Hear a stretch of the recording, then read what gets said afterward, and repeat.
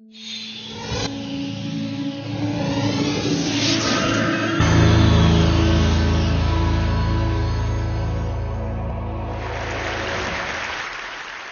would be willing to bet that I'm the dumbest guy in the room because I couldn't get through school. I struggled with school. But what I knew at a very early age was that I loved money and I loved business and I loved this entrepreneurial thing. And I was raised to be an entrepreneur. And what I've been really passionate about ever since, and I've never spoken about this ever until now. So this is the first time anyone's ever heard it, except my wife 3 days ago, because she said, "What are you talking about?"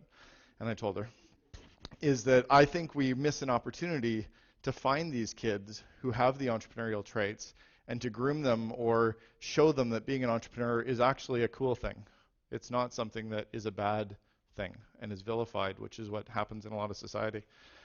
Kids, when we grow up, have dreams, and we have passions, and we have visions, and somehow we get those things crushed, and we get told that we need to study harder or be more focused or get a tutor. And my parents got me a tutor in French, and I still suck in French.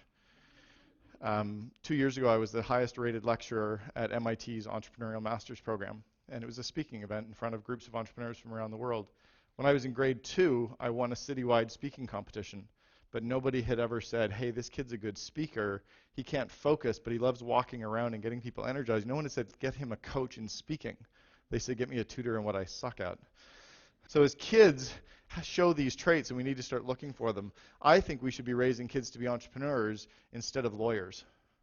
And unfortunately, the school system is grooming this world to say, "Hey, let's be a lawyer, or let's be a doctor." And we're missing that opportunity because no one ever says, "Hey, be an entrepreneur." Entrepreneurs are people, because we have a lot of them in this room, who have these ideas and these passions or see these needs in the world, and we decide to stand up and do it. And we put everything on the line to make that stuff happen.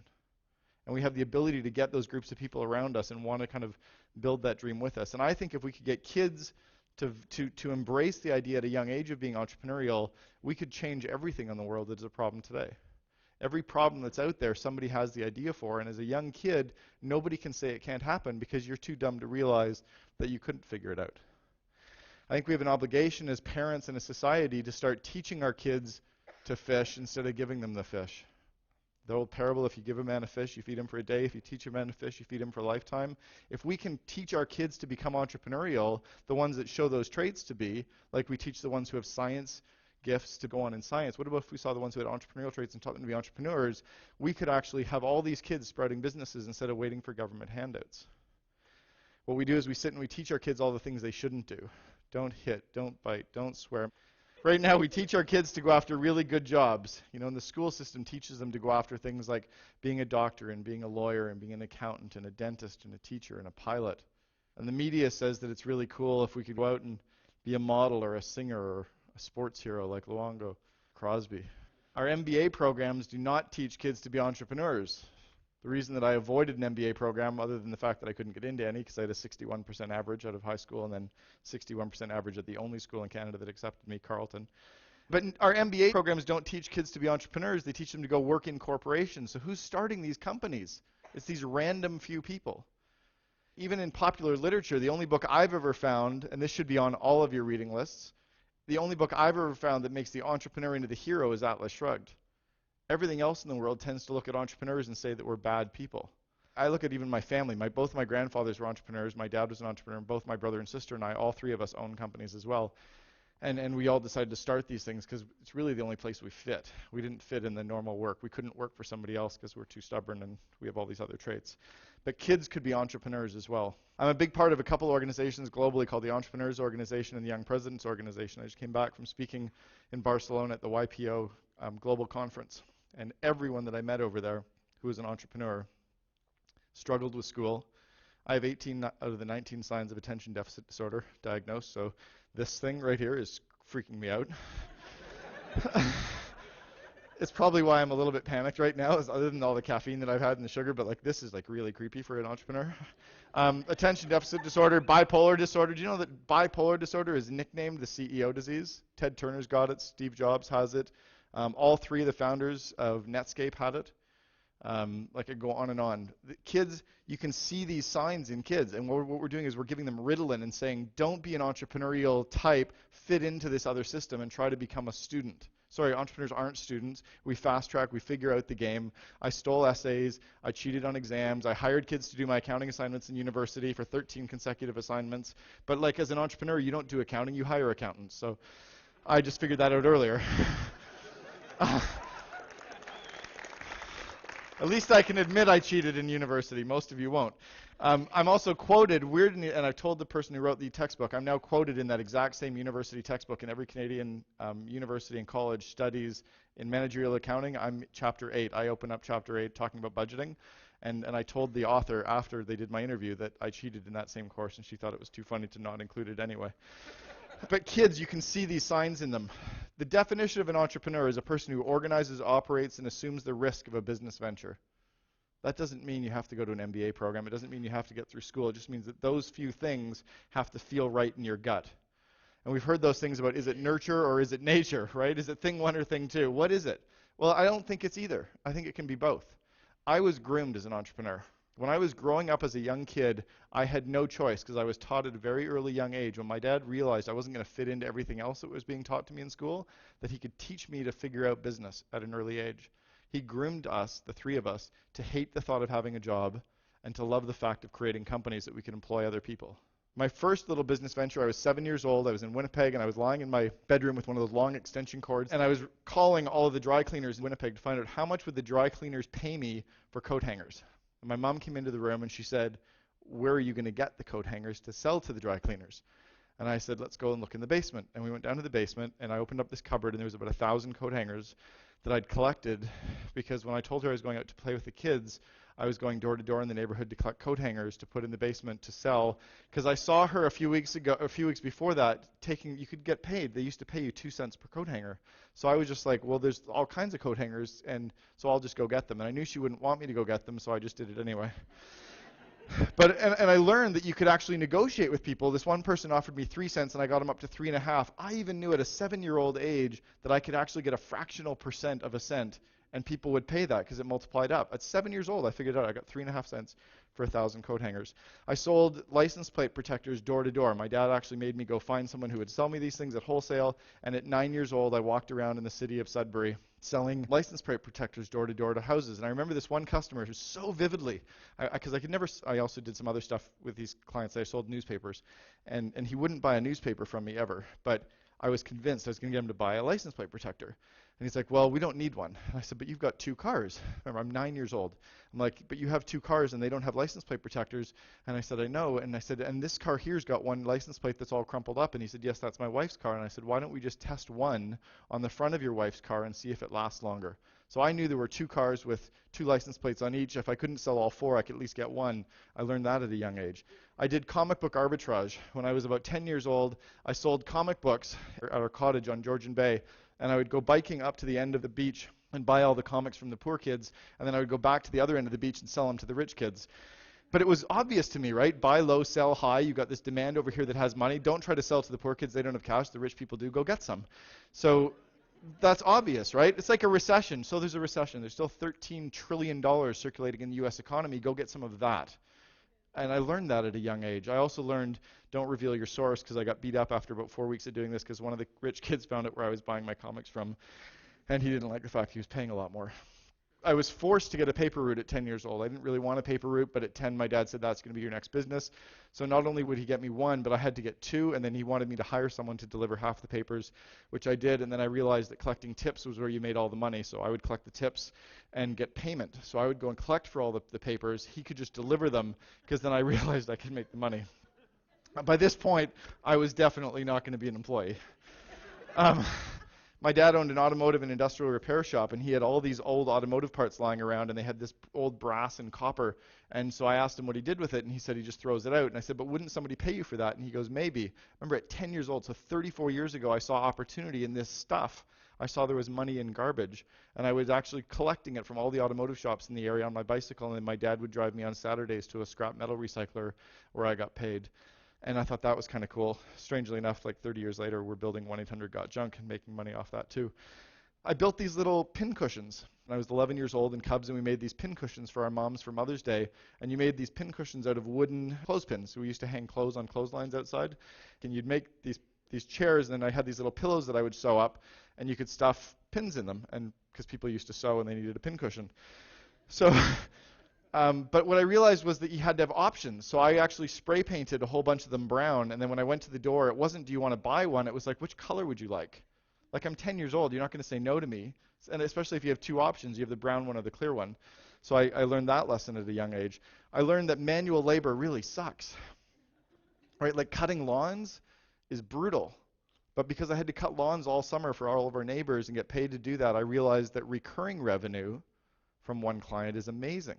That if I land this client once and every week I get paid by that person, that's way better than trying to sell one clothespin thing to one person, because you can't sell them more. So I love that recurring revenue model I started to learn at a young age. Remember, I was being groomed to do this. I was not allowed to have jobs.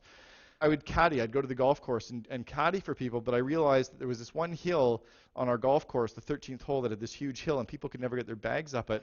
So I would sit there with a lawn chair and just carry up all the people who didn't have caddies. I would carry their golf bags up to the top, and they'd pay me $1. Meanwhile, my friends were working for 5 hours to haul some guy's bag around and get paid $10. I'm like, that's stupid, because you have to work for 5 hours. That doesn't make any sense. You just figure out a way to make more money faster. Every week, I would go to the corner store and buy all these pops, and I would go up and deliver them to these 70-year-old women playing bridge. And they'd give me their orders for the following week, and then I would just deliver pop, and I just charged twice. And I had this captured market. You didn't need contracts. You just needed to have a supply and demand, and this audience who bought into you. These women weren't going to go to anybody else because they liked me, and I kind of figured it out. I went and got golf balls from golf courses, but everybody else was like looking in the bush and looking in the ditches for golf balls. I'm like, screw that. They're all in the pond, and nobody's going into the pond. So I would go into the ponds and crawl around and pick them up with my toes. You just pick them up with both feet, and you can't do it on stage. And and you get the golf balls, and you just throw them in your bathing suit trunks, and when you're done, you got a couple hundred of them. But the problem is that people didn't all want all the golf balls, so I just packaged them. I'm like 12, right? I packaged them up 3 ways. I had the Pinnacles and DDHs and the really cool ones back then. Those sold for $2 each, and then I had all the good ones that didn't look crappy. They were 50 cents each, and then I'd sell 50 at a time of all the crappy ones, and they could use those for practice balls.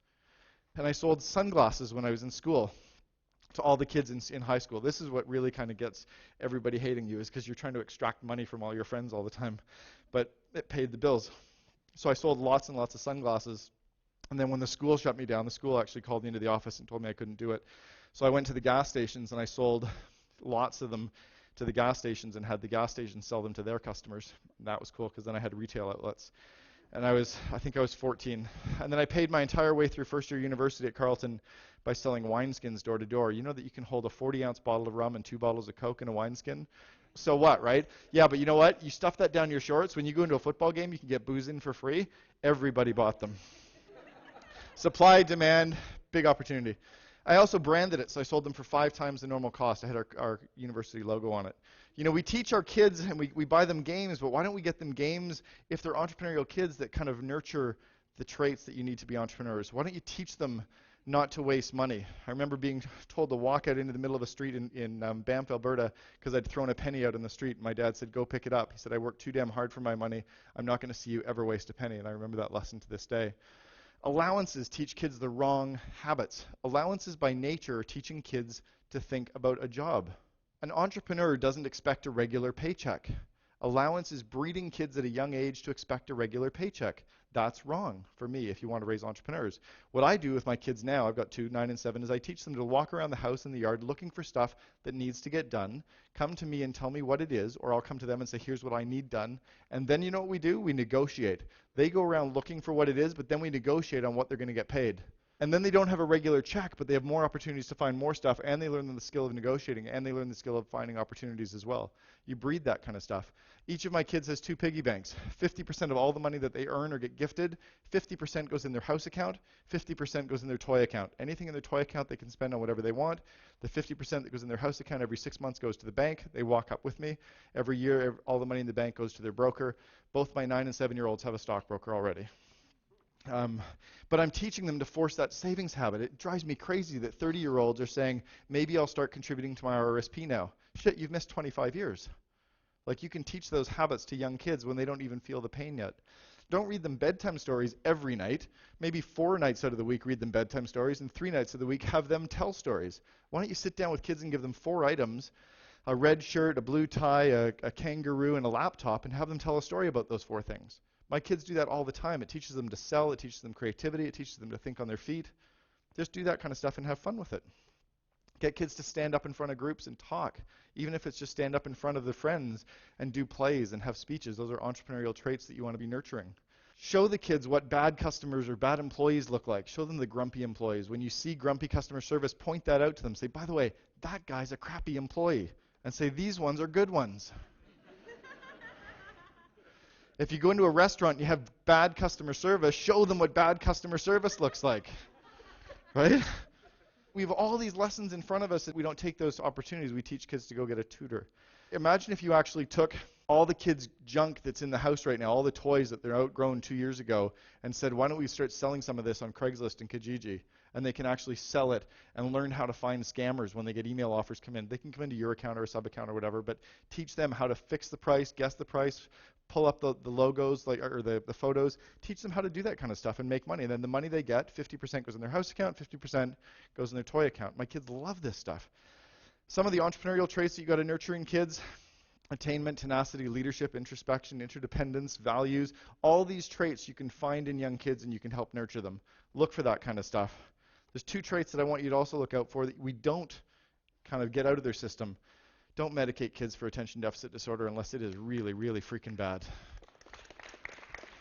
The same with the whole things on mania and stress and depression. Like, unless it is so clinically brutal, man. Bipolar disorder is nicknamed the CEO disease. When Steve Jurvitz and Jim Clark and Jim Barksdale have all got it, and they built Netscape, imagine if they were given Ritalin, we wouldn't have that stuff, right? Al Gore would have really had to have invented the internet. These skills are the skills that we should be teaching in the classroom as well as everything else. I'm not saying don't get kids to want to be lawyers, but how about getting entrepreneurship to be ranked right up there with the rest of them as well? Because there's huge opportunities in that. I want to close with a quick little video. It's a video that was done by one of the companies that I mentor, these guys, Grasshopper. It's about kids. It's about entrepreneurship. Hopefully this inspires you to take what you've heard from me and do something with it to change the world.